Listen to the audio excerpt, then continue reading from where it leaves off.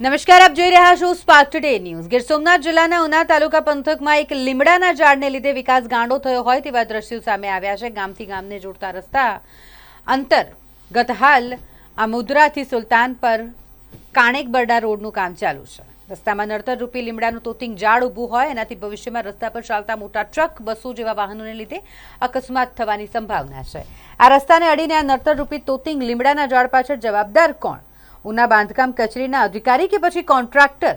આ સવાલ ઊભો થઈ રહ્યો છે। રસ્તાઓનું કામ ચાલુ કરતા, રસ્તાને પહોળો કરતા પહેલા જવાબદાર અધિકારીઓને કે કોન્ટ્રાક્ટરને કોઈને પણ આ નડતરરૂપી તોતિંગ લીમડાનું ઝાડ ધ્યાનમાં નહીં આવ્યું હોય કે શું? કયા કારણોસર આ નડતરરૂપી તોતિંગ લીમડાના ઝાડનો નિકાલ નથી કરવામાં આવ્યો એ પણ એક ચર્ચાનો વિષય છે। આ નડતરરૂપી તોતિંગ લીમડાના ઝાડના લીધે રસ્તામાં કોન્ટ્રાક્ટરે ગોળાઈ કેમ પાડી દીધી છે? રસ્તે નીકળતા રાહદારીઓ અને આસપાસના ગામડાના લોકો કહી રહ્યા છે કે રસ્તો તો એકદમ સીધો જ હતો, તો રસ્તામાં નડતરરૂપી લીમડાનું તોતિંગ ઝાડને લીધે કોન્ટ્રાક્ટરે ગોળાઈ કેમ પાડી હશે એ પણ એક ચર્ચાનો વિષય છે। વધુમાં એમ પણ જાણવા મળ્યું કે રાહદારીઓએ, આસપાસ ગામડાના લોકોએ ઉના બાંધકામ કચેરીના અનેક અધિકારીઓને, મામલતદારને અને રસ્તો બનાવતા કોન્ટ્રાક્ટરને પણ રજૂઆત કરી છે, તેમ છતાંય આ તોતિંગ લીમડાના ઝાડનો નિકાલ કરવામાં નથી આવ્યો, જેના કારણે આગળના સમયમાં કોઈ મોટો ગંભીર અકસ્માત સર્જાઈ શકે છે।